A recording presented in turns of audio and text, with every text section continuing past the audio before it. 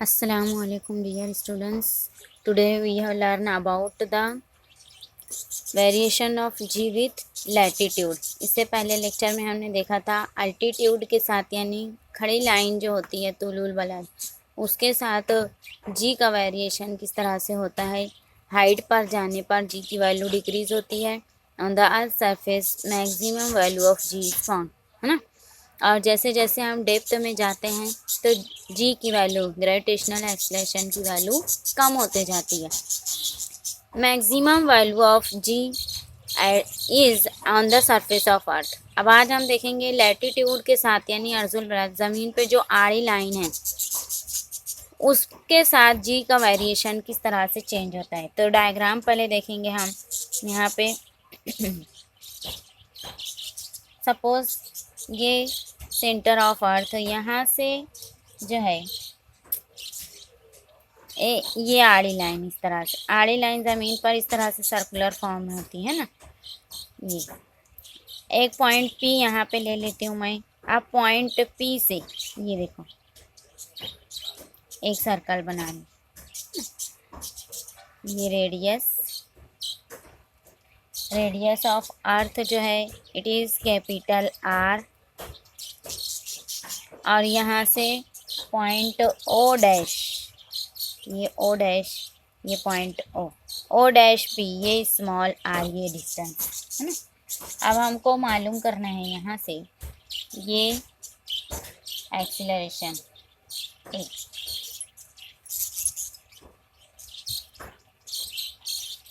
यहाँ से इसका एक्सीलरेशन इट इज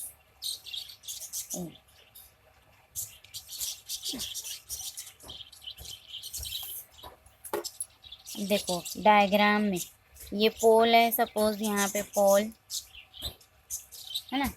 और ये इस तरह से अर्थ रोटेट हो रही है। ये इसको E1 ले लेते हैं, पॉइंट E। और ये जो है इस तरह से अर्थ जो है रोटेट हो रही है। यहाँ से देखेंगे हम ये एंगल, दिस इज फाई, तो ये एंगल भी फाई होगा।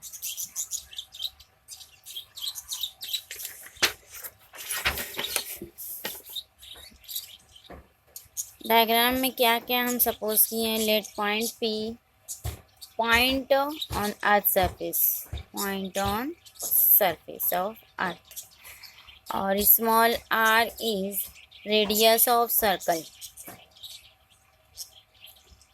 रेडियस ऑफ सर्कल ये पॉइंट पी से जो सर्कल बना। Capital R radius of earth है ना। फाई जो है it is angle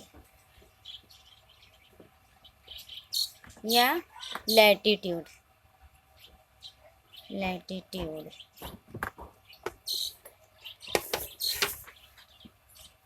from diagram ये पी ओ डैश जो है स्मॉल आर के बराबर, एंगल ई ओ पी जो है वो फाई के बराबर है ना, यहाँ पे लिख दिया मैं। और angle O P O dash जो है वो भी फाई के बराबर। ये दोनों एंगल, ये वाला एंगल और ये वाला angle. Centripetal acceleration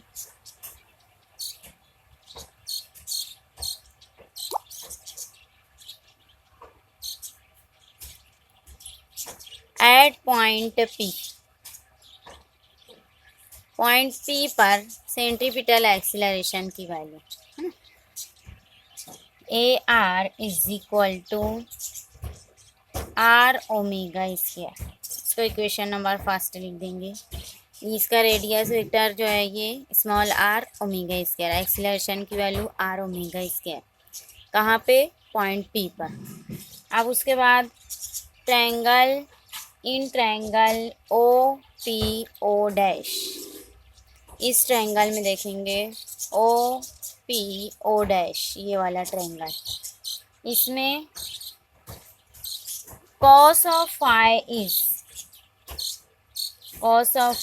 is P O dash upon P O, ये P O dash upon P O, है ना। एंगल फाई जो है वो मुत्तसला ज़िला बटे वीत्र, ये हो जाएगा small r upon capital R. तो यहाँ से स्मॉल आर की वैल्यू हम लिख सकते हैं, ये आर को इधर ला के मल्टीप्लाई कर दिया अगर, आर कॉस ऑफ फाई, है ना। अब ये आर की वैल्यू इक्वेशन नंबर फर्स्ट में पुट करने पर, put in equation first, a r radial acceleration is equal to, r की जगह क्या लिखूँ मैं, capital R cos of phi into omega square, ठीक है। अब इसको लिख देती हूँ मैं, r omega square cos of phi, equation number 2। ये क्या है, एक्सीलरेशन, रेडियल एक्सीलरेशन। अब यहाँ से radial component of centripetal acceleration, centrifugal acceleration, ये सेंट्रीपिटल एक्सीलरेशन था, अब centrifugal acceleration, radial component of centrifugal acceleration, a is equal to a are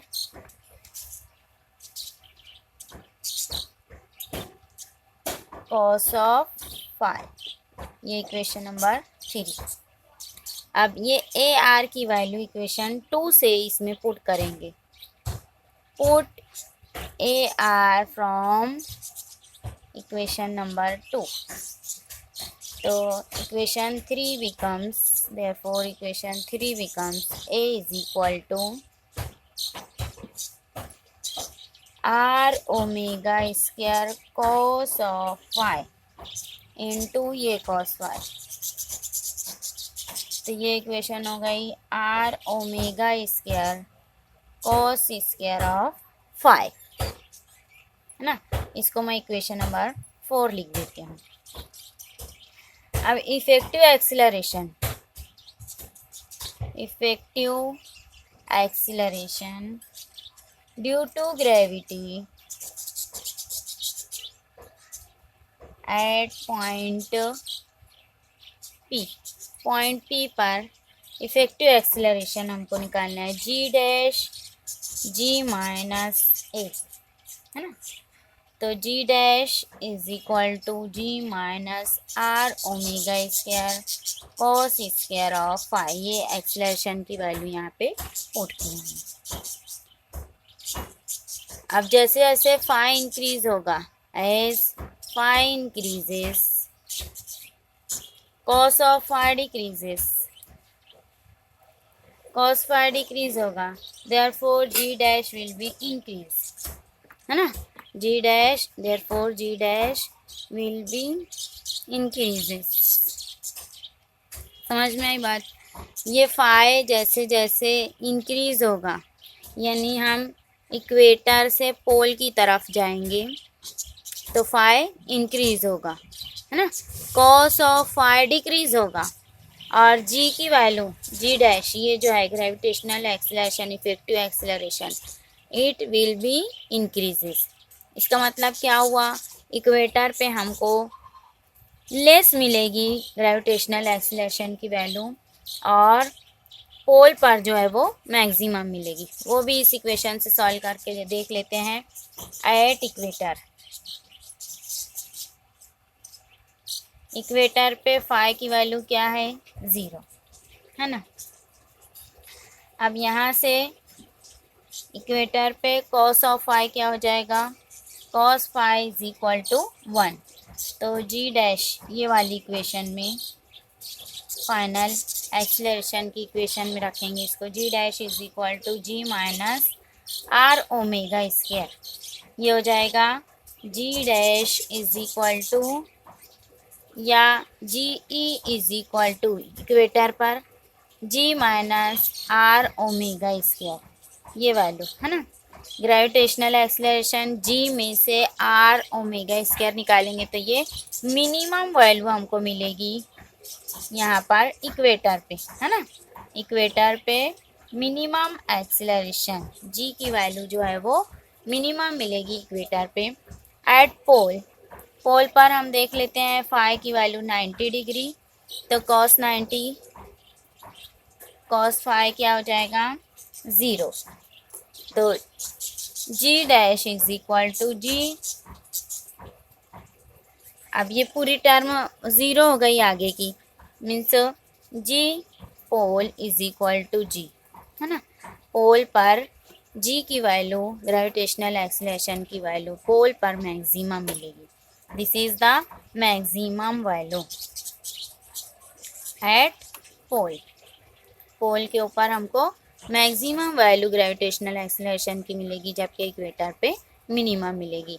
और इक्वेटर से पोल की तरफ जैसे जैसे एंगल इंक्रीज होगा, ग्रेविटेशनल एक्सेलरेशन की वैल्यू इंक्रीज होते जाएगी, है ना।